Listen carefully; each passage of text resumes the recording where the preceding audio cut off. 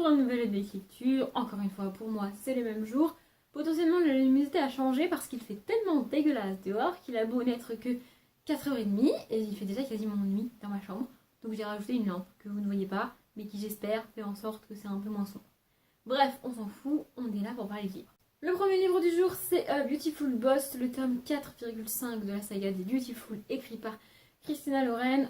Donc du coup, je vais vous résumer ce livre parce qu'il fait 150 pages et que c'est un tome 4,5, donc ça n'aurait pas grand intérêt. Du coup, on y suit le troisième couple de la saga. C'était sympathique, franchement, je l'ai lu sur le week-end à 1000, j'ai vraiment beaucoup aimé. Maintenant, le principal reproche que j'ai à faire, c'est que c'était trop court en fait. Oui, évidemment, parce que j'aime pas les livres courts. Mais je me console en me disant qu'il me reste Beautiful, le tome 5 à lire, que je vais le lire et que j'espère que ce sera aussi bien que j'espère, tout simplement. Hein, ça ne veut rien dire ce que j'ai dit, mais vous avez compris parce que vous êtes des gens bien. Hein. Voilà. Je me suis rendu compte avec ce tome-là qu'il y a pas mal de critiques qui sont faites à cette saga, qui est qu'elle est vulgaire. Et je suis pas d'accord avec cette critique-là. Oui, les mots qui sont employés pour parler notamment de l'anatomie féminine et de l'anatomie masculine sont crus, mais c'est pas vulgaire. C'est-à-dire qu'on parle pas de... Enfin, pour moi, l'un des mots les plus vulgaires au monde, c'est baiser quelqu'un, franchement, ou baiser avec quelqu'un même, ça revient au même.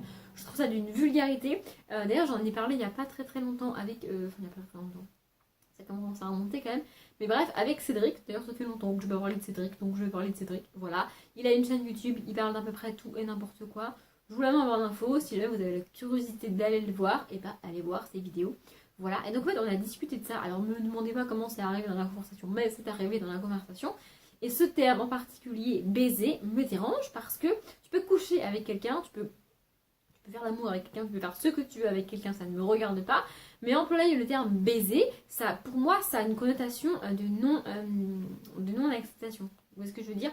Ça veut dire que tu baises quelqu'un, qu'il le veuille ou pas. Et ça me dérange. Évidemment, ça me dérange parce que c'est du viol qu'il y a derrière. Et cette connotation-là me dérange vraiment. Et donc, je trouve baiser comme terme, ça fait plusieurs fois que je le répète, je pense que vous avez compris, vulgaire. Et cette vulgarité vient du fait qu'il y a sous-entendu qu'elle le veuille ou pas. Parce que c'est sous-entendu généralement pour les femmes. Sinon, c'est pas drôle. Et ça, pour moi, c'est très vulgaire comme terme. Et tous les autres genres, tous les termes qui sont dans le même genre et qui ont le même objectif, si j'ose dire, sont vulgaires pour moi. Maintenant, parler de bite ou de queue, je vois pas ce que ça a de vulgaire. Enfin, je veux dire, c'est juste des mots très crus et très cash pour parler du sexe masculin. Enfin, je veux dire, il n'y a rien de vulgaire là-dedans. Il n'y a rien de négatif, il n'y a pas de connotation négative derrière ce mot-là. C'est juste cru. Effectivement, tu me parles de sexe masculin ou d'autres termes que là maintenant ils ne viennent pas vers ma tête. Un peu moins cru, un peu moins cash, mais c'est pas vulgaire pour moi. C'est juste cru. Voilà. C'est juste ma petite parenthèse parce que j'avais pas grand chose à dire sur ce livre-là. Si ce n'est que j'adore cette saga et que pour tous les fans de romance, un minimum érotique, même franchement érotique, c'est vraiment cool. Oh, et je l'ai pas dit, mais j'écoute Beautiful People de Charlotte. Je monte ma main par là parce que j'ai tellement balancé le livre loin que je peux pas aller le récupérer. Ensuite, toujours sur le week-end à 1000, donc le week-end à 1000, je parle évidemment de celui du mois de février. Oui, parce que je suis en retard pour mes lectures. Donc j'ai lu Cœur Cookie, le tome 6 des filles au chocolat de Cathy Cassidy. Du coup, ça m'a permis de finir la saga. C'est une saga que j'aime beaucoup, je l'avais dit quand je l'ai présentée dans la palle du mois de février. Du coup, c'est une saga inégale pour moi, il y a des thèmes qui sont vraiment cool, vraiment bien. Des tomes qui sont un peu moins bien, mais je pense que c'est en fait dans chaque tome, donc dans les 5 premiers tomes, on suit 5 filles qui sont sœurs ou demi-sœurs entre elles, ça dépend. Et on aborde des thèmes assez forts tels que le déménagement, le divorce, l'intégration à l'école dans une nouvelle famille, l'anorexie, le fait de se sentir la crise d'adolescence tout simplement, ou le fait d'être un petit peu différent physiquement des autres. Voilà, on aborde vraiment plein de thèmes de l'adolescence à travers plusieurs personnages du coup. Et donc je pense que ça peut parler à beaucoup de gens, beaucoup de jeunes, beaucoup d'ados. Et ça c'est vraiment cool. Ça peut aussi bien parler à des mecs qu'à des filles. Attention, même si les personnages sont des filles, la crise d'ado c'est pour tous les ados, hein, pas seulement pour les filles. Et donc voilà, on est à bord plein de thèmes et j'aime beaucoup cette saga. Il y a des tomes que j'ai préférés à d'autres. Il y a un tome que j'ai pas terminé tellement le personnage me cassait les bonbons. Mais ça c'est propre à moi évidemment. Et ici, je peux pas vous dire qu'est-ce qui se passe et qui on suit parce que quand on démarre la saga, on nous présente 5 sœurs. Donc qu'est-ce que ce tome 6 vient foutre là? Voilà. Et on comprend pourquoi il y a un tome 6 quand on lit le tome 5. Donc je vais pas vous spoiler le truc, ce serait vraiment dommage. Mais j'ai vraiment beaucoup aimé ce tome là. C'est pas le meilleur de la saga. Pour moi le meilleur ça reste le tome 3 qui aborde l'anorexie de manière absolument magistrale et qu'il faut faire lire vraiment, vraiment, vraiment.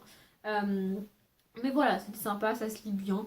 En plus, ça aborde un thème dans celui-ci plus particulièrement que moi, qui ne me touche pas personnellement, à savoir le thème des parents divorcés ou carrément des parents qui abandonnent leurs enfants, que ce soit des mères ou des pères. C'est un sujet que j'ai pas connu parce que mes parents ne m'ont pas abandonné ni l'un ni l'autre et mes parents sont à ce jour, alors que j'ai presque 26 ans, toujours mariés. Donc voilà, c'est un truc qui m'est pas arrivé dans ma vie mais qui je sais est arrivé à beaucoup de personnes. Donc voilà, ça peut aider pas mal de gens, ça se lit hyper bien, c'est hyper fluide, c'est hyper agréable et j'ai beaucoup aimé cette saga. Il me reste à lire Cœur sucré, je crois, un truc comme ça, c'est un des demi-tomes. Mais je considère quand même que j'ai terminé la saga. Je pense que je lirai d'autres livres de cette autrice parce que elle écrit très bien, c'est très abordable pour les ados et c'est hyper. Les thèmes qu'elle aborde sont abordés de manière très intéressante et vraiment très cool, donc je recommande. Et j'écoute Chasing the Sun de Hilary Duff. Enfin, j'écoutais en lisant cette saga. Ensuite, toujours sur le week-end d'Amil, j'ai lu 5h25 de Agatha Christie. Ça faisait longtemps que j'avais pas lu de Agatha Christie, j'avais un peu peur parce que les deux derniers m'avaient déçu, mais en même temps ils m'avaient déçu parce que c'était des recueils de nouvelles et que j'aime pas les recueils de nouvelles. Voilà. Ici on est au mois de décembre, je crois, dans un petit village anglais littéralement bloqué par la neige. Et on démarre avec une espèce de... Donc on a plusieurs personnages, je crois qu'ils sont 5 ou 6, autour d'une table et ils vont faire une séance de spiritisme. Je suis pas du tout réceptive à ce genre de truc et je n'y crois pas, mais ça ne m'a pas dérangée. Donc ils font ça. Et l'espèce de fantôme qu'ils contactent leur annonce que un homme que quelques-uns d'entre eux connaissent s'est fait tuer et est mort. Et du coup, c'est un homme militaire, je crois, je sais plus c'est quoi son titre militaire, mais c'est un homme militaire, je ne sais pas pourquoi je le précise, hein, parce que c'est précisé dans le livre, voilà, va partir vite pour aller chez lui, pour voir ce qui se passe, si c'est vraiment vrai, s'il est mort, s'il est pas mort, s'il est vivant, qu'est-ce qu'il a tué, qu'est-ce qui s'est passé. Et donc il y va, et à partir de là, on va effectivement trouver le cadavre de cet homme et essayer de comprendre qui l'a tué, comment ça s'est passé, tout ça. J'ai vraiment beaucoup aimé, on va suivre une jeune femme dont le mari est accusé du meurtre, mais elle est persuadée qu'il est innocent, et donc, enfin, le futur mari, je crois que c'est sa fiancée, oui c'est ça. Et donc elle va s'associer avec un journaliste pour enquêter sur ce meurtre et trouver le véritable meurtrier, et en parallèle, on suit le flic qui va enquêter sur le meurtre, tout simplement. Voilà, j'ai vraiment beaucoup aimé. C'est du pur Agatha Christie avec un petit nombre de personnages et tout le monde est suspect et tu passes par... tu suspectes tout le monde et à la fin, tu vois si t'as trouvé ou pas. Pour le coup, j'avais absolument pas deviné qui avait tué. J'étais persuadée que c'était quelqu'un d'autre. Mais c'est pas plus mal parce que j'aime bien ne pas trouver. En fait. J'aime bien que l'autrice en l'occurrence, arrive à me surprendre à la fin. C'est pour ça que je lis du policier et du thriller à la base. Si je devine tout, moi je trouve pas ça fun de tout deviner en fait. Donc voilà, c'est peut-être pas le meilleur d'Agatha Christie, mais franchement c'était vraiment vraiment cool. Et pour commencer Agatha Christie, pourquoi pas. Au-delà de la couverture totalement kitsch, l'histoire est vraiment cool. Et enfin, on va parler du Tribunal des âmes de Donato Carisi. Donc c'est un livre que j'ai emprunté à la bibliothèque parce que là où je travaille, il y a une bibliothèque. Et je me suis dit, j'y étais faire un tour et je me suis dit que j'allais prendre celui-ci. Voilà. Parce que c'est un auteur dont on entend pas mal parler en thriller, évidemment. Et que je trouve pas ces livres d'occasion et que je refuse d'acheter, qui plus est un grand format neuf d'un auteur que je ne connais pas et que je ne suis pas sûre d'aimer. Et j'ai bien fait parce que j'ai pas du tout, mais alors pas du tout accroché à sa manière d'écrire. Ça a été vraiment un cauchemar pour moi. Je vais pas vous résumer l'histoire parce que j'ai vraiment pas lu grand chose et que j'ai pas trop envie de dire des conneries. Du coup, donc je vais pas résumer l'histoire. Mais j'ai eu un problème avec... Je suis sûre que l'histoire est intéressante et apparemment ce sont des thrillers assez sombres et assez trash. C'est pour ça que j'ai voulu le lire parce que ça aurait pu me plaire. Mais en fait, j'ai du mal avec l'écriture, c'est-à-dire qu'on va avoir une page où il se passe des trucs intéressants et où c'est vraiment intéressant, et t'as vraiment envie de continuer et tout. 2-3 pages avec des descriptions et des trucs où tu te dis ouais bon c'est cool mais ça m'intéresse pas en fait ce que tu me racontes là. Une page avec des trucs intéressants, tu te dis ah bah c'est cool ça recommence et tout. 2-3 pages avec des trucs pas intéressants et en fait j'en ai eu marre de cette espèce d'alternance, enfin ça m'a saoulée en fait, vraiment j'étais là mais soit raconte-moi un truc qui m'intéresse, soit raconte-moi un truc qui m'intéresse pas, mais décide-toi gars, alterne pas comme ça parce que franchement j'ai trouvé ça vraiment chiant au bout d'un moment.